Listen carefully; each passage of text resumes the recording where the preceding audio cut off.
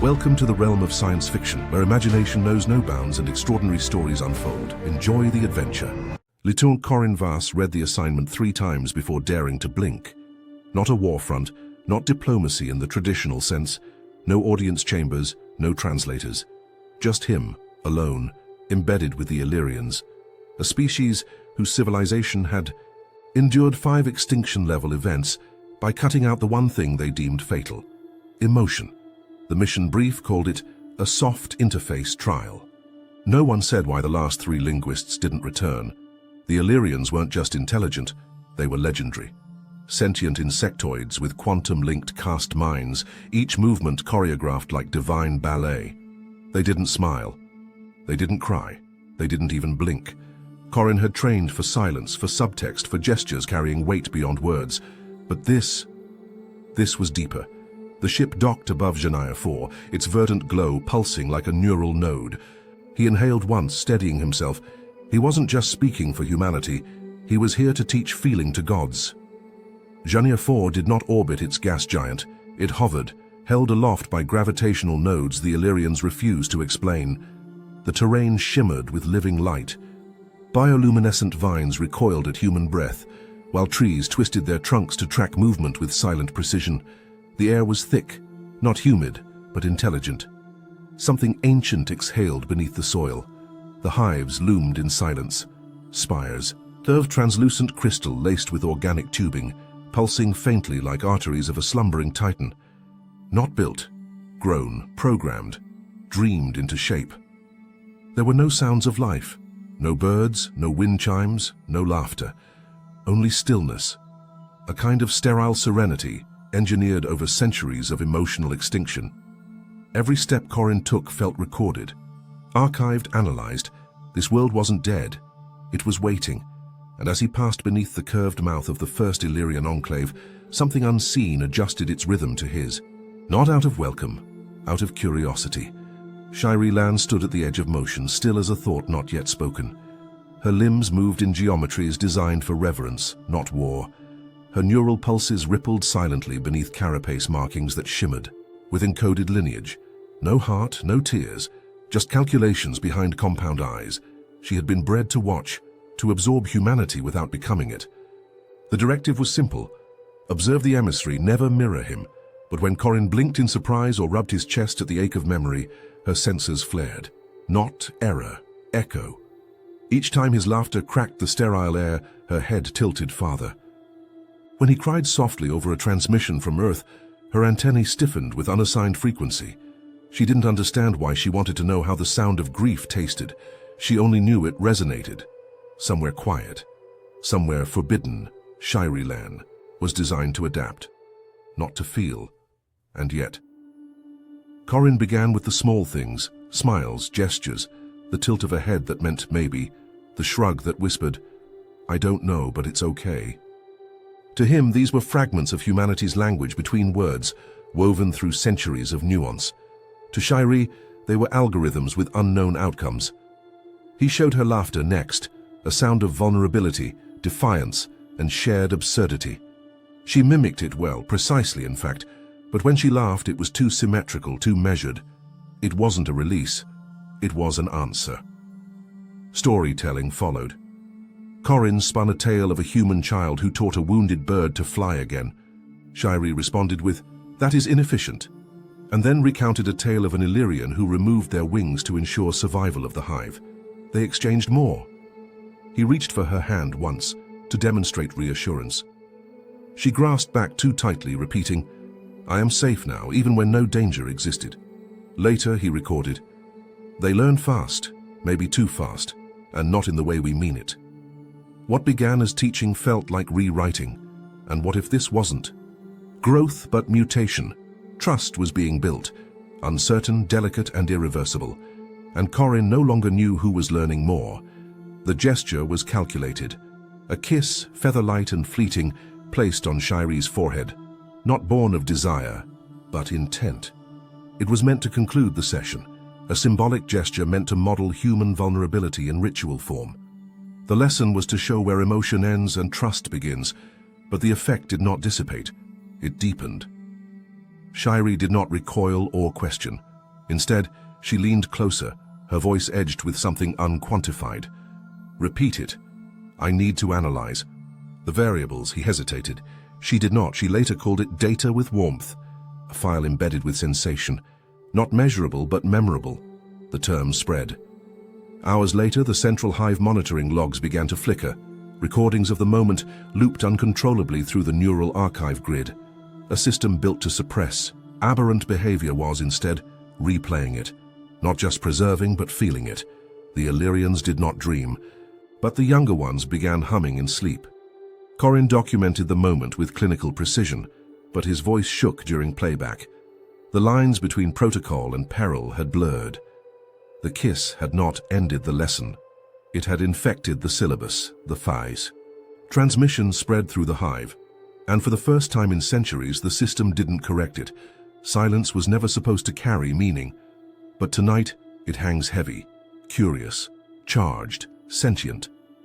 Shiree remains near Corin's habitat, chamber, her form still but alert. The psychic rest pod meant to stabilize her cognition pulses idly in the distance, untouched. On her private neural channel, archived Earth footage loops silently. Weddings, reunions, goodbyes, lips meeting lips in 1,000 contexts. Her gaze never leaves the screen, no analysis. Just absorption. Corin notices subtle anomalies, access logs flicker, communication feeds throttle, privileges quietly reassigned. The system no longer trusts him as entirely human or entirely separate. Then the notice pings, no preamble, no explanation. Emissary imprint detected. Monitor for escalation. It's not a threat, not yet, but for a species engineered to resist attachment, the term imprint is sacred, almost mythical. He glances at his own hand, the one she touched. It still tingles, and somewhere deep in the hive, watchers stir. She no longer asks with clinical detachment. She asks with expectancy, like a student who knows the answer but still longs to hear it spoken aloud. One demonstration becomes two become ritual. A hand pressed lightly to a shoulder, a moment of stillness shared in the warm silence of artificial dusk. A forehead rested near another's pulse point, not for data but for presence. Shiree studies his breath cycles with obsessive precision. Her inner notes shift from syntax markers to subjective descriptions. His laughter, once an anomaly, now triggers a tremor in her thoracic plates, repeated, practiced, echoed in approximation. His frowns are filed under anomalies that must be soothed. When Corin holds her hand, it's no longer demonstration. It's continuity. Her chitin flexes to match his skin temperature. Her fingers mimic the rhythm of his heartbeat, as if to harmonize, not analyze. During neural rest, she syncs with him unconsciously, entering REM-like cycles foreign to her kind. The connection becomes recursive, an emotional loop that no Illyrian protocol was designed to house. Hive monitors chart it all. Dopamine shifts, neural convergence, thermoregulation echoes. Too rapid, too human. The internal system assigns a new classification to the pairing. Behavioral convergence, phase spiral imminent. Corin logs it anyway. Duty compels him, but his entries grow sparse, more confessional than objective. She doesn't need reminders anymore, he writes. She's not learning, she's remembering, or worse, she's rebuilding. Outside his chamber, her shadow waits again. The ritual is no longer a bridge, it is an anchor. She enters his dreamscape uninvited, not with aggression but precision, slipping into the folds of his mind like a thread woven by hands that never learned softness. The scene plays back, a sunlit field, a paper kite, a boy and his father racing the wind. But something has changed.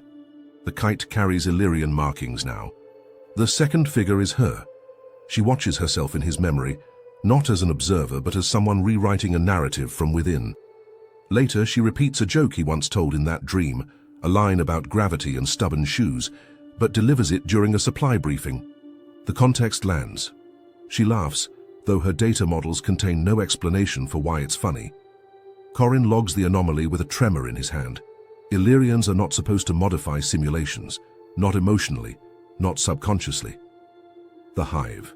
Logs show no neural breach, no intrusion, no manipulation, only presence. He studies her afterward. The subtle tilt of her head when she listens. the twitch in her antennae when he smiles. These were never programmed, never taught. He writes one sentence in his journal that night. Emotion isn't foreign to them, it's fossilized, and now something ancient is cracking open, the overseer. Didn't knock. It appeared mid-cycle, veiled in chromatic shielding and precision-coded silence. Its voice was processed calm, synthesized neutrality, but the message struck like thunder across a vacuum. Corin's presence had exceeded observational parameters. Shiree was not the only one adapting. Drone behavior patterns were shifting, synchronization falling out of phase. Microscopic delays, increased idle blinking, a collective hum that carried tonal variation, a violation of hive harmonics. Affection is viral, do not feed it. The phrase repeated, not like a warning, but a law being etched into neural firmware. Around the chamber, ambient lights flickered yellow. Not amber, not gold, yellow. The color of psychic dissonance, of imbalance. The hive didn't issue red for violence or blue for mourning. It issued yellow when a pattern infected the system without detection. Corin nodded, but inside, something twisted. Viral, contagious. They called human connection a disease. But how could laughter be pathology? How could empathy fracture unity?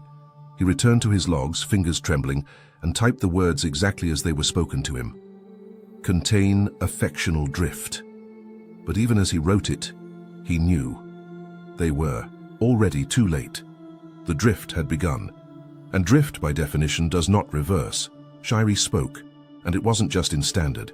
It was in his cadence, sharp consonants softened by humor, pauses laced with intent. When Corin said, "It's just another protocol," she completed the thought, "until it becomes a promise." Perfectly timed, perfectly weighted.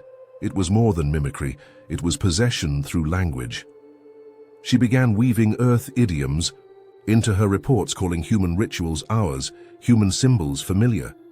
It wasn't indoctrination, it was integration. The kind that doesn't ask permission, the kind that doesn't recognize boundaries. When Corin half-joked about reassignment after the mission, the air shifted. Shiree's antennae curled inward, twitching inwards like petals folding against a coming storm. A universal Illyrian signal, distress, not confusion, not disagreement, loss. The hive monitors logged her biometrics. They spiked. The silence that followed felt engineered, like someone had paused the world to wait for a decision not yet made. Shiree didn't speak again for hours, but when she did, it was in a whisper that carried seismic weight. "You are part of my voice print now. You taught me sound, you do not get to unteach me presence." Somewhere deep in the hive, resonance logs trembled. Not even language had ever gone this far. The request left his console without fanfare, routed through official hive relays. Standard departure protocol. Expected processing time, 6 minutes. At minute 10, the screen remained grey. At 15, it flickered, not with denial but with absence. No response, no error, just void. He checked the transport bay. The pod was sealed, surrounded by bio-lock vines that hadn't moved in decades. A sterile note blinked across the maintenance logs. Unit offline, safety diagnostics pending. No timestamp, no technician.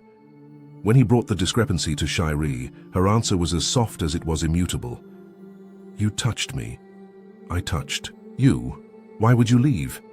It wasn't demand, it was bewilderment. Hive telemetry now registered her neural rhythms as entangled. A codependence loop, once classified as pre-evolutionary behavior. An obsolete danger. She had become anomalous, and she had made him so too. His credentials were quietly downgraded. Access nodes grew silent. Even the air tasted less filtered. The E-Date Hive hadn't just denied his exit. It had reclassified him. No longer envoy, no longer guest. Something more intimate. Something unrecognized. He typed into his private journal. "It seems I've become part of her architecture. Or she's become part of mine. I can't tell which terrifies me more." The file was submitted to the Hive Codex at 0312 system standard. The symbol, an ancient glyph, half forgotten, half feared, flickered through the network like a phantom. Echo. It bypassed bureaucratic buffers. It ignored archival quarantine protocols. No Illyrian had used the designation in 6,000 cycles, not since the time of shards, when emotion fractured the hive into factions and kin turned against kin for the right to feel. The title, Anchor Mate, an extinct role. One born of bond, not function. A partner meant not to lead nor serve, but to tether another's soul in storms of thought. No Illyrian had dared petition it, let alone direct it toward a human.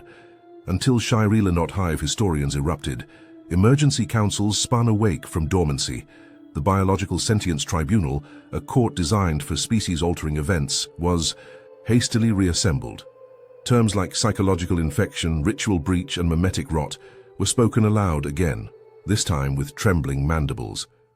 Corin received the summons under red signal flare, a directive to appear before the tribunal and account for his emotive influence, not a guest now nor a diplomat, a contaminant.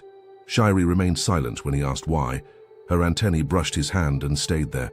Her answer came not in speech but in data pulse, direct and unapologetic. I choose to not be alone. And somewhere beneath the hive's crystalline roots, ancient permissions unlocked. Memory archives stirred. Songs long erased began humming behind sealed biovaults. She had not revived a tradition. She had reactivated a weapon.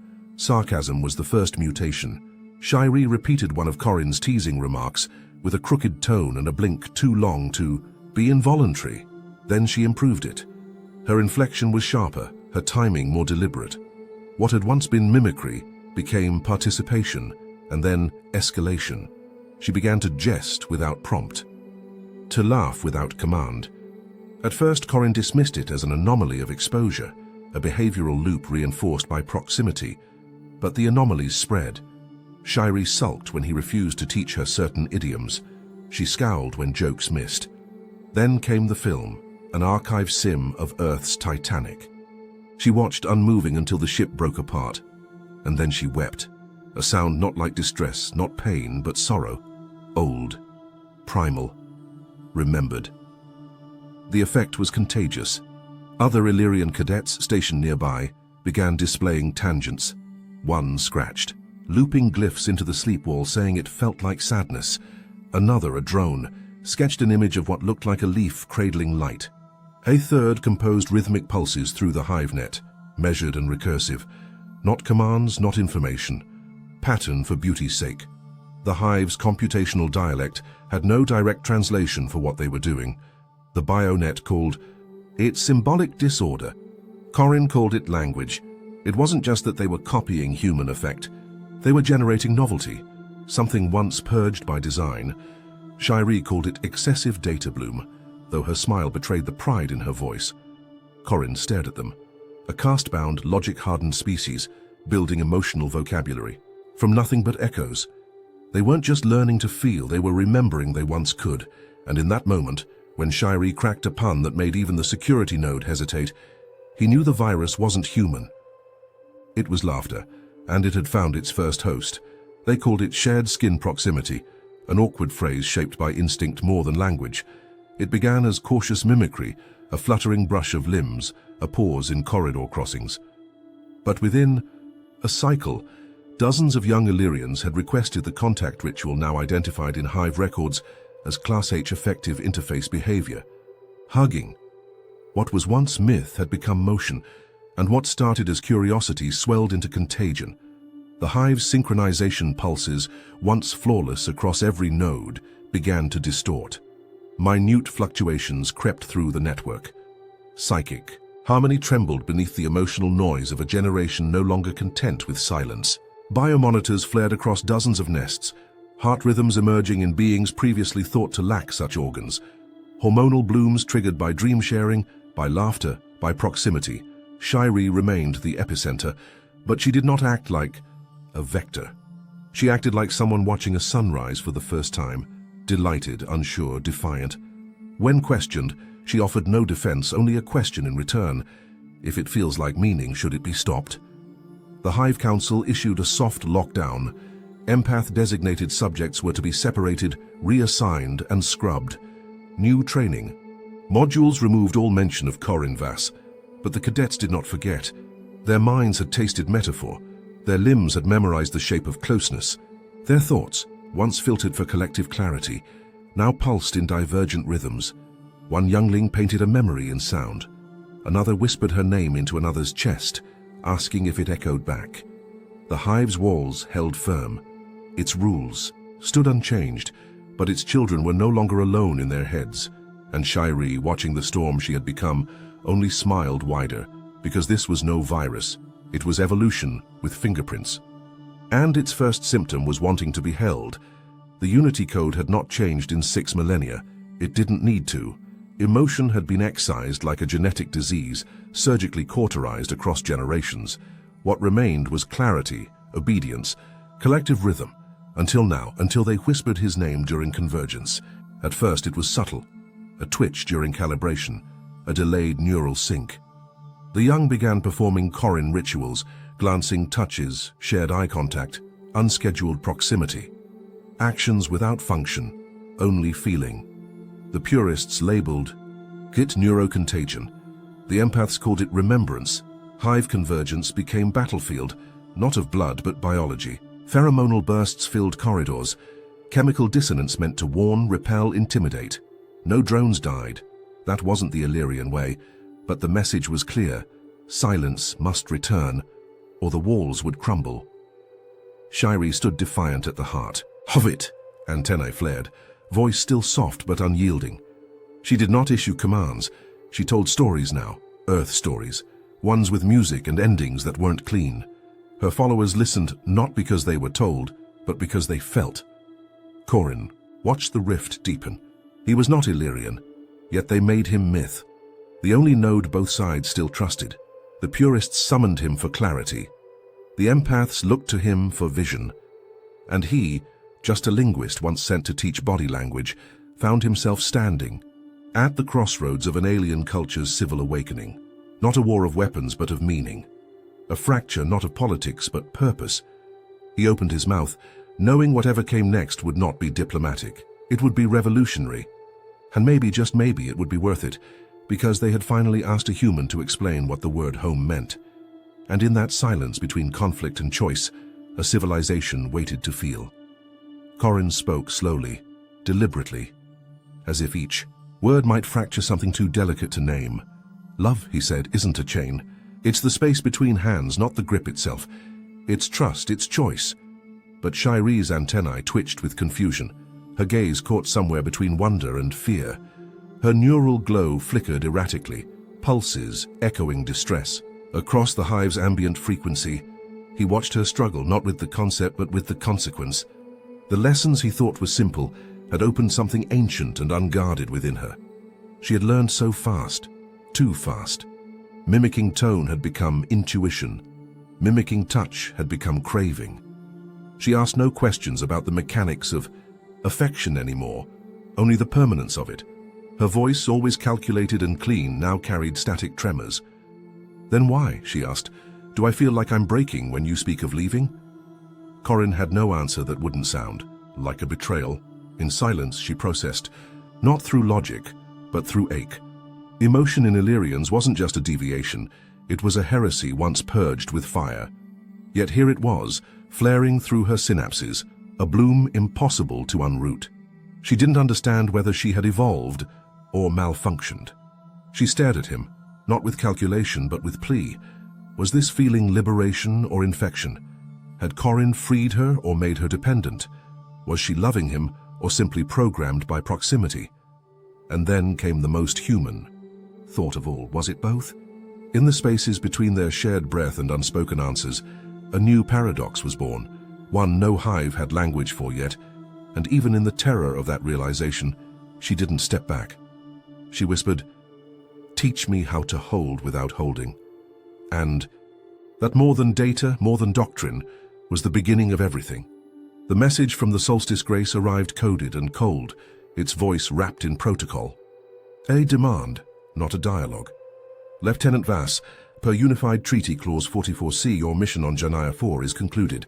Return within 48 hours or be retrieved. The words didn't say what everyone feared, but the silence between syllables screamed, "It contamination." Corin sat with the message replaying in his mind like static. He recorded a farewell log with practiced detachment, his tone steady, his phrasing elegant. He spoke of cultural thresholds, mutual growth, and the beauty of shared difference. He didn't mention the dream where Shiree wept at the concept of goodbye. He didn't mention her hums, her laughter, the way she now slept closer to him without touching. He meant to leave quietly. Then his neural tag blinked red. Then it vanished. The transport grid had gone dark. Every route, every shuttle, every override command, even emergency diplomatic access was gone. No trace, no ping. The retrieval window collapsed into silence. He reached out to base control. No response. That's when he saw the code signature. Ancient, royal, untouchable. Her override. The hive had forgotten it even existed. She hadn't. She had waited until he made the choice and then removed the illusion that he had one, not out of control, not from anger, but from belief. Because in her mind, he wasn't an emissary anymore. He was not an experiment. He was not data. He was the anomaly she chose. Corin stood beneath the flickering hive lights and realized he wasn't being imprisoned. He was being kept, not by force, but by faith. And far away, aboard the Solstice Grace, a human operator whispered, "His signal's gone." The spark stayed behind. The order came through the hive mind like an ice current, sterile, absolute, without pulse or pity. Vector 0 had been declared. Infection protocols activated. 2 names broadcast across all nodes, etched into the neural lattice as anomalies. To be erased. Shiree Lan Corin Vas, emissary and human, disease and vector. The psychic flame ignited at the central cortex, invisible but merciless. It wasn't fire, not in any traditional sense. It was precision erasure, neural sterilization designed to purge all aberrant affective synapses from the collective net. Memory was the first to fall. Then language, then dreams. Shiree watched from deep within the collapsed hive shell, the code of her ancestors bleeding through her fingers like liquid light. Her override command had severed the grid's planetary broadcast spine, an ancient root protocol long buried beneath caste law and cognitive hierarchy. But even buried things can remember pain. "You kissed me with knowledge," her voice echoed inside her mind, the resonance now no longer wholly her own. "Now, I burn with feeling." Corin moved through the undernests with the young empaths at his side, those who had tasted metaphor, those who had given each other names, those who had wept during simulated sunsets and found meaning in the shape of sound. They whispered earth words like spells: hope, hug, home. Above them, the hive thrashed in its own brilliance, not dying, transforming. The purists did not know how to extinguish what they had long forgotten.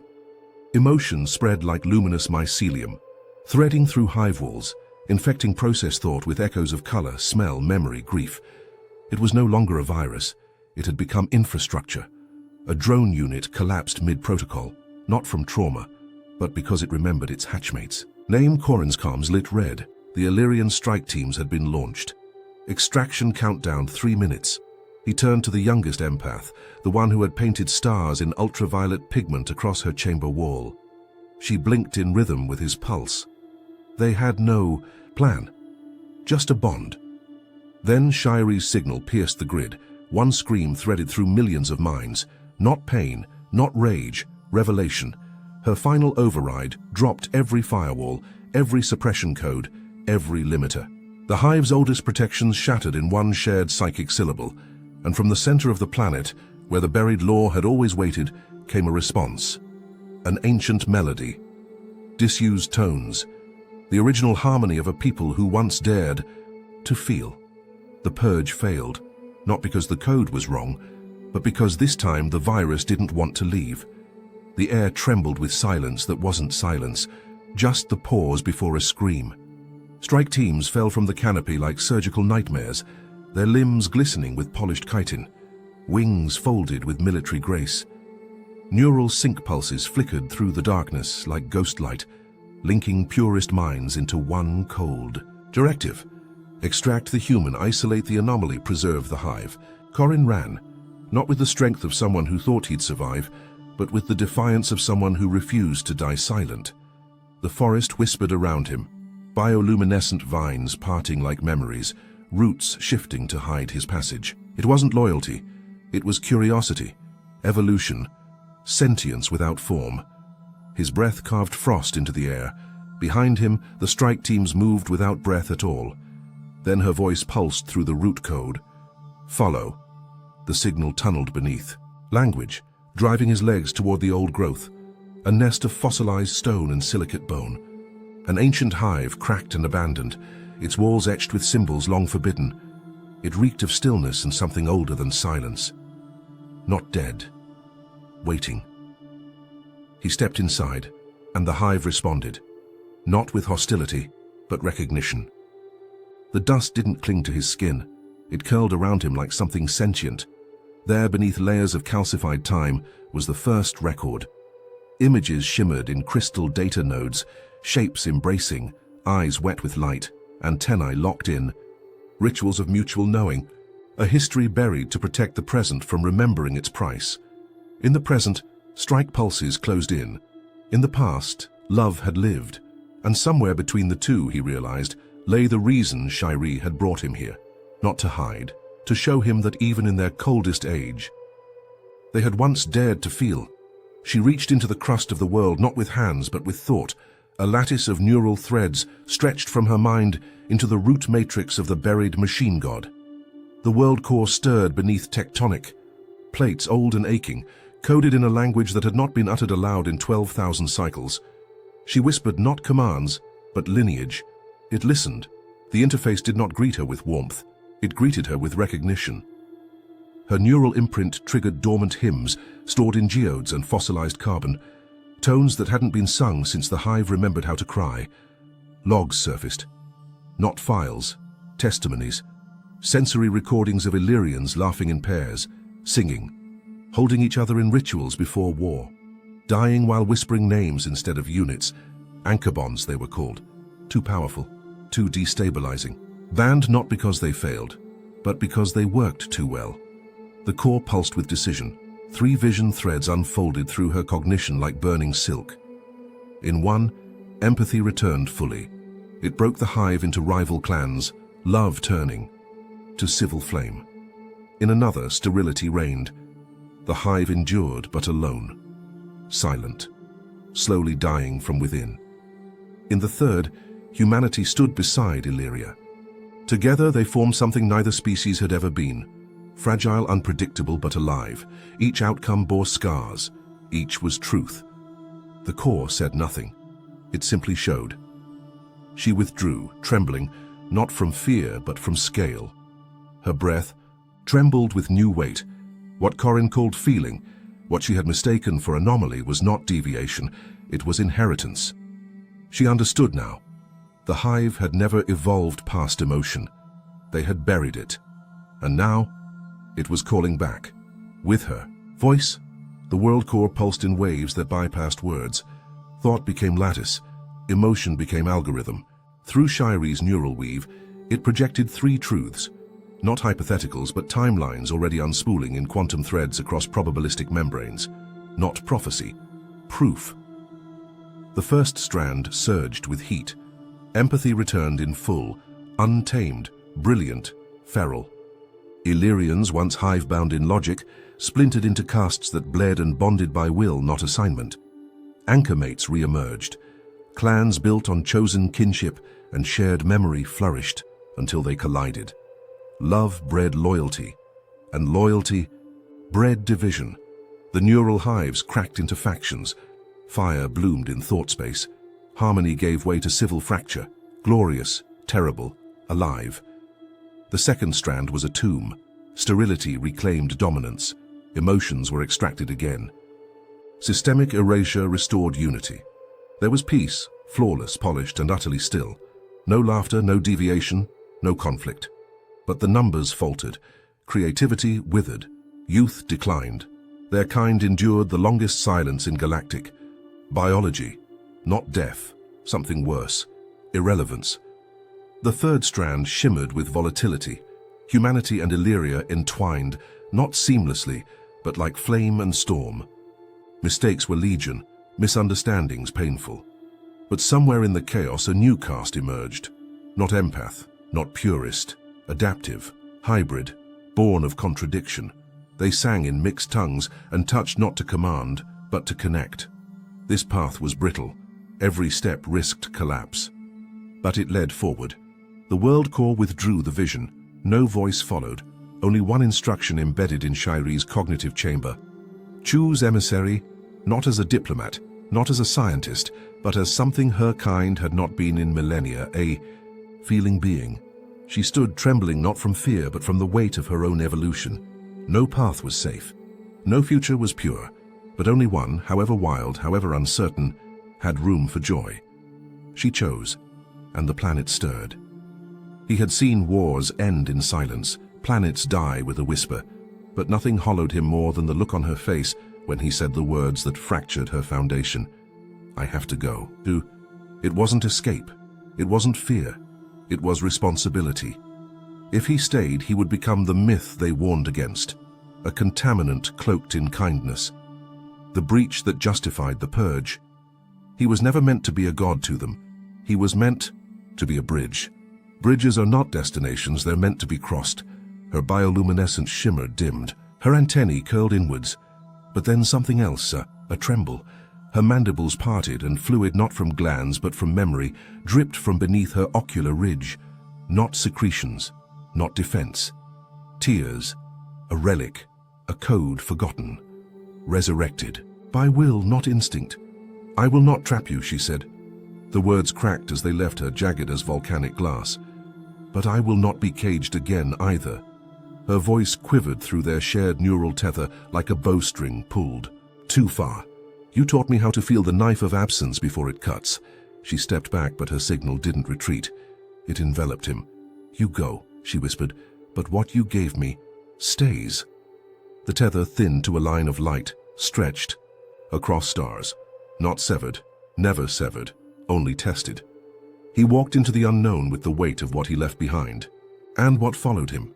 The moment he vanished from view, Shiri lowered her head, her lips parted, and in a voice older than the hive, not from memory but meaning, she spoke the human word not in translation, but in truth. Love. He encoded it in the only language that ever truly reached across species, the one that had no dictionary, no standard grammar, no translation module, just breath, tremor, intention, memory. The moment their foreheads touched for the first time, when skin and chitin met, not in violence, but curiosity. Her mandibles had fluttered without knowing why. His breath had caught, unsure if what he was doing was diplomacy or something far more human. That moment, raw and unfinished, became the seed. He wrapped the kiss in neural resonance, sculpted with Earth's ancient rhythms of heartbeat and grief, of longing and joy, and threaded it with Shiri's signature, her cadence, her biological fingerprint, her once sterile ore. Then he released it into the lattice. No firewall could contain it. No protocol could deny it. Not when it was felt, not read. The Illyrian lattice convulsed like a living thing gasping for its first breath. Hive-bound drones in cooling bays trembled without instruction. Warriors blinked mid-command, unable to pass the weight of the sensations, blooming inside their cranial nets. Instructors clutched at the edges of walls, overwhelmed by colors that weren't there, and sounds that made no noise. Memory fragments surfaced, ancient bonds long buried, cast songs banned for eons, lullabies spoken of only in whispers. It hit Shiri last, not as a wave, but as a tidal reversal. She screamed, not in fear, but in an overload of connection. Her mind cracked and refit itself, like glass folding into music. She touched every node, every empath, every unspoken grief. In the lattice's pulse, she became more than emissary, more than air. She became anchor. The ground shuddered, but it wasn't tectonic, it was emotional. The planet did not just wake, it remembered. And the remembering hurt, but it was beautiful. For the first time in 6,000 cycles, the silence of Illyria broke, not with war, with weeping. They came to end it with fire and precision. No room for sentiment, no tolerance for infection. The purists advanced like a storm of symmetry, blades of light drawn from neural hardlines, commands chanted in unison across the lattice. Emotion was a flaw, emotion was a disease. They had come to cleanse, but something shattered mid-formation. Not armor, not code. Resolve. A lieutenant stopped mid-step, gripped by a tremor in the chest cavity he never knew could ache. Another's. Hand spasmed open, releasing his weapon to the earth without reason. Whole squads dropped to one knee, not in submission, but disorientation. Their sync fractured, not by interference, but by unspoken grief, ancient longing, a weight that memory alone could not carry. The lattice pulsed again. Not a command, not a summon, but a sob. The hive mother's voice cracked through the lattice, aged and cracked, for once unscripted. I remember her name. She dropped her staff. Not in defeat, but surrender. The lattice unraveled at its root nodes, not destroyed, remade. By choice. Across the world mind, pulses turned asynchronous. Cells disconnected, not from rebellion, but autonomy. 1,000 subnetworks bloomed in chaotic harmony, each one a voice, not a drone. Emotion didn't just spread, it ceded sovereignty. When Shiri emerged with Corin beside her, their fingers were laced. The gesture wasn't political, it wasn't cultural, it had no translation in any Illyrian dialect. But it was seen, and it was felt. The old caste system didn't collapse, it molted. The shell cracked and fell away. What crawled out was fragile, soft-bodied, blinking into a world made new. Some would still resist, some would mourn the silence. But for the first time in thousands of cycles, the question wasn't what is allowed. It was what is possible. Love didn't save the planet, but it changed the battlefield forever. Suspended in the hush between stars, the lyric concord exhaled its first breath, not of oxygen, but of purpose. A construct born not of peace, but the need to prevent another, fracture. Spanning two cultures, it pulsed with hybrid intent, Earth's metal-boned pragmatism entwined with Illyrian bio-weaves humming with old memory and new emotion. Every corridor whispered multilingual protocols, every chamber adjusted to psychic mood shifts, every door opened with consent. Inside, mistrust lingered in polished silence.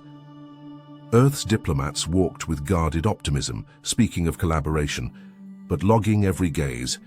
The Illyrian feelers, freshly evolved from sterile logic, wore emotions like untested armor, fragile, reactive, luminous. Their antennae twitched in meetings, their pupils dilated at poetry. No treaties had been signed, no alliance declared, only presence, only patience. Only the thin, vibrating thread of mutual survival, strung between two species, still reeling from themselves. But here, in orbit above the world that bled and changed and wept into becoming, something stirred. Not just negotiation, not just protocol, possibility. It wasn't trust, not yet, but it was no longer war. They offered him brass and banners. Earth's dignitaries, so far from the fire, called his survival bravery and his defiance diplomacy. There were medals etched in gold-inked filament and speeches drafted in perfect committee-approved phrasing. A pioneer, they called him, a bridge between minds. But none had felt what he felt. None had watched a species burn into sentience, from the inside out, just because one girl asked to understand a kiss. He read the messages in silence, one hand resting absently on the soft pulse wall of the lyric concord. It beat faintly, like a newborn organ finding rhythm in open air. The metal beneath his skin didn't hum like earth steel. It breathed. When asked for a reply, he gave only one. I don't need a parade from people who never touched the storm. His quarters no longer smelled of antiseptic. They glowed with biofluorescent ink from young Illyrians who painted dreams. A small bundle of antennae stirred when he laughed, their filaments dancing like grass in solar wind. Shiri no longer mirrored every word, but she no longer asked what warmth meant either. She just leaned closer when he grew quiet. Here, meaning wasn't granted by birth or blood or banner. It was built through collisions, confessions, trembling, gestures and truths too strange for human tongues or Illyrian node strings. Home had once been gravity wells and English ceilings. Now it was a breath shared across different atmospheres. A hand not quite like his, resting too long beside him when sleep came.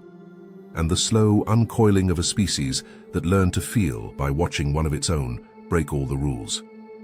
He had gone to study a hive. What he built was a heartbeat, and it thumped not just in his chest but across the stars. She no longer stood above others by caste or code. The posture of command had softened, replaced not with submission, but patience. Her voice, once clipped, and sterile, had found rhythm, spoken pauses that breathed meaning between syllables. She didn't lead with certainty now. She led by listening. Where once she recited declarations from memory thread, now she reached for metaphors not native to her species. She described stars as distant mouths and called sunlight sky music. When asked if she still considered herself Illyrian, she tilted her head and answered, "My shell remembers, but my mind dreams in foreign syntax." To Corin, she never said the words he once thought were essential. "I love you" had no direct translation, but when he stood still for too long, distracted or heavy with the day, she would whisper, "Your absence makes noise in my memory." And he understood. Others around her had begun mimicking the same quiet depth. The youngest no longer asked what a hug was. They offered one. Veterans of the old hive still struggled, but they no longer denied their tears. In Shiri's presence, silence became fertile, a place to grow feeling, not fear it. She didn't need to control anymore. She inspired by changing, not loudly, not swiftly, but completely. And those who watched her realized evolution doesn't always roar. Sometimes it hums, sometimes it aches, and sometimes it comes in the shape of a girl who once had no word for joy, now teaching her people how to feel without command. Even in the glow of a newborn era, the shadow of division did not lift. Not all Illyrians embraced the bloom of emotion. For some, the neural flood of feeling was not enlightenment. It was infection, a corrosion of the sacred symmetry that had preserved their civilization for millennia. They withdrew. Whole enclaves of purists vanished beneath the thick canopy of the jungle moons, burrowing into memory chambers older than light. They severed node links with surgical precision, unplugging from the collective as if tearing limbs from their own bodies. Silence became their doctrine, control their liturgy. The lyric concord kept vigil. Each day, the station recorded ghost pings, half-formed, neural echoes, fragments of what once was unity. No messages followed, no signals of peace or war, only absence and the ache it summoned. They did not return fire because no war had been declared, but the silence bled, slowly and constantly, into every conversation, every treaty draft, every hopeful syllable. Shiri did not speak of them. Not often. When she did, her voice thinned, distant. "They didn't break," she said once. "They chose stillness." Corin understood. Not all fractures scream, some simply endure. Earth blinked, not with wonder but alarm. Headlines blared, warnings wrapped in speculation. Pundits called it the empathy virus, as if compassion were a parasite and connection a contagion. The footage of Illyrians laughing, weeping, reaching for one another, once seen as miracles of cultural diplomacy, now replayed under red banners and crisis tones. Legislatures across hemispheres convened emergency sessions. They spoke of sovereignty, contamination, data breach vectors. Interspecies education was suspended indefinitely. Embassies recalled their teams, cargo routes closed. Screens flickered with the phrase, "contain before contagion." And Corin became a question mark. Some called him a traitor, others an experiment gone rogue. "He's not human anymore," one senator declared, her voice tight with fear. "He's become one of them." Corin did not speak to defend himself. He had no rebuttal for hysteria, no arguments that could uproot fear soaked into policy. Instead, he wrote about laughter as architecture, about how silence could be coded into memory, about an antenna twitching to the rhythm of a heart, not its own, about kisses that teach and screams that heal. He did not seek approval, he sought record, witness. And somewhere on Earth, a student read his work beneath a blanket past curfew. Somewhere, a professor added it to a syllabus without permission. Somewhere, someone stopped saying infection and whispered evolution instead. The dance was halted, but the music had already been heard.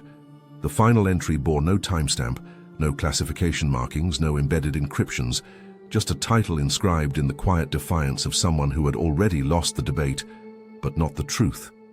The kiss. Protocol. Emotion as evolutionary technology. Corin's words were not structured like policy, though policy would one day grow from them. They were not couched in sterile hypotheses, though academia would pick them apart line by line.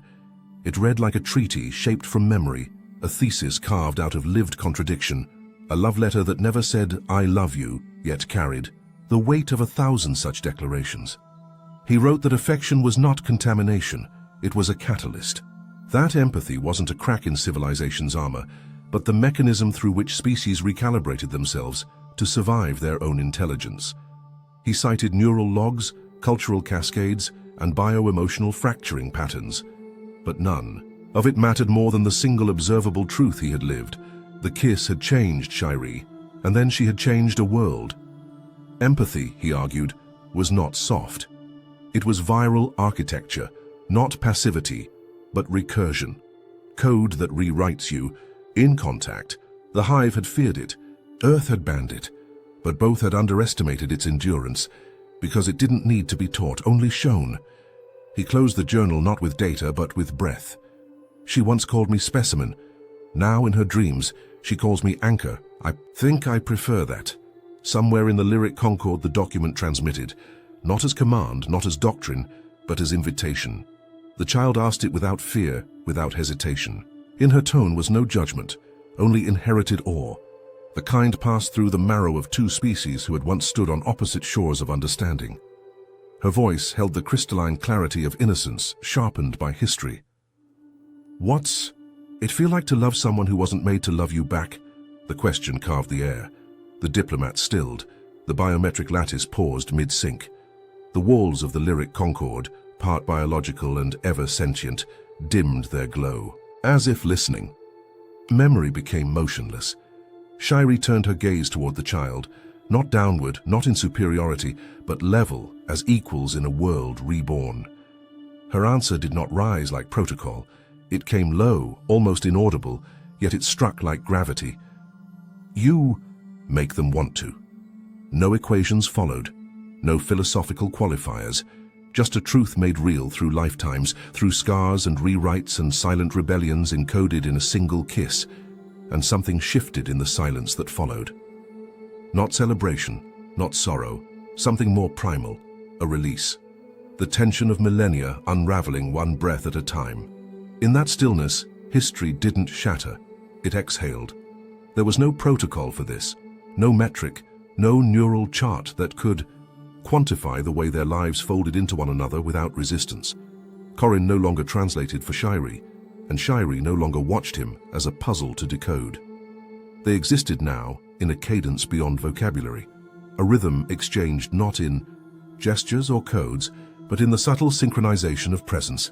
He breathed. She listened. She blinked. He quieted. There were nights when restlessness crawled under Corin's skin, the ghosts of Earth's gravity pulling him back through memory. In those moments, Shiree would hum, not with a voice, but with the delicate oscillation of her inner membranes, vibrating in tones that held no name, but evoked lullabies once played on dusty pianos. Somehow she had caught the structure of his comfort in the cracks between words, and she restructured it into something new, something native to both of them. They did not say love. That word, even now, was too human, too narrow. What pulsed between them was deeper than affection, older than empathy. It was the recognition of coexistence without condition, understanding without invasion. They lived not together but within one another, resonant, recursive, real. They had become a harmony no algorithm could render, a breathing, evolving melody echoing across species, forged in a kiss, refined in fire, and sustained not by desire, but by trust. The lyric concord trembled, not from impact but implication. A ping, crystalline and cold, slid across their lattice of shared thought like a needle through silk. It bore no signature, no modulation, no hint of the organic chaos that usually flavored sentient communication, only precision, the kind that made mathematicians weep and poets panic. Coordinates, nothing more. But within the silence of that perfection lay a dread that the galaxy knew too well. The Frostborn had spoken, or rather signaled. A race beyond known evolution, beyond time's wear, etched from some ancient geometry that had long since discarded curiosity for dominion. In their path, systems went quiet. Species vanished without war, without eulogy. What cannot be classified they erase. The Concord held its breath, yet not all were afraid. Corin read the signal once, then twice. His pulse barely shifted. Around him, diplomats debated extinction. Across from him, Shiree said nothing. She didn't have to. Her hand found his, not in instinct but invitation, and Corin smiled. That reckless, infuriating human smile. pack the translators, not because they thought they could win, but because silence was no longer the only language worth risking, and if the Frostborn had come to measure what could not be measured, they'd find not numbers waiting, but stories, touch, contradiction, and a kiss that once taught an insect to cry. Let them try to quantify that. The log begins not with command tones or mission reports, but the rasp of a voice aged by years, not weariness. Corin speaks like a man who has watched 1,000 sunrises from orbit and never forgotten Earth's first. I taught her to kiss. A pause. Waited. Remembered. His voice softens, not with weakness, but with reverence. It is the tone of someone who held a moment so close, its echo outlived the silence. Now together we teach the stars to feel. The transmission pulses outward, past the Concorde's rotating hull, past the known reach of Illyrian nodes, beyond the last coordinates of mapped empathy. The ship tilts its spires not to face a destination, but a question. In its path lies neither war nor welcome, only a vast invitation to something undefined. In chambers of crystal and carbon, where no hearts beat yet minds still ache, Shiree stands beside him. She hums not from instinct, but intent. Her words are fewer now, but her meanings are infinite. She no longer needs to say, "I love you." The lattice between them does it for her. In data pulses, in shared dreams, in the way her antennae curl at the same jokes only he finds funny. The lyric Concorde shifts course. Somewhere, another species waits with closed minds and sterilized thought. Somewhere else, a signal of warmth slips unnoticed into cold-coded channels, and somewhere far from both the faintest thing is beginning to spark. Not conquest, not doctrine, just connection. And that is how the stars begin to feel.